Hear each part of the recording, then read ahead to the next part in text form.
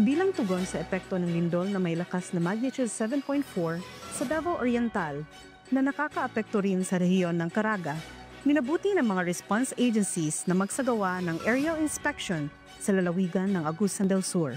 Agad na kumilos ang Caraga Regional Disaster Risk Reduction and Management Council upang magsagawa ng Rapid Damage Needs Assessment o RDNA kasama ang piling miyembro mula sa iba't ibang ahensya at ang Provincial DRRM offices ng Agusan del Sur. Isinagawa ang RDNA upang matukoy ang lawak ng pinsala at agarang pangangailangan ng mga apektadong komunidad. So yung Ardana team natin na nag-conduct doon will have a comprehensive naman report not only in Trento as well as other municipalities in Agusan del Sur will also be assessed. Layunin ng RDNA na makapagbigay ng mabilis at epektibong tugon sa mga lugar na lubos na naapektuhan ng sakuna. Pinangunahan naman ng Department of Social Welfare and Development Caraga ang mga response operations sa pamamagitan ng pag-deploy ng kanilang mobile kitchen sa bayan ng Trento, Agusan del Sur, ang pinakamalapit na munisipalidad ng Caraga sa epicenter ng lindol sa Manay, Davao Oriental. Bukod sa libreng pagkain, namahagi rin ang DSWD Caraga ng kabuang 547 family food packs sa mga pamilyang naapektuhan sa Agusan del Sur at Surigao del Sur. Nagdagdag ng additional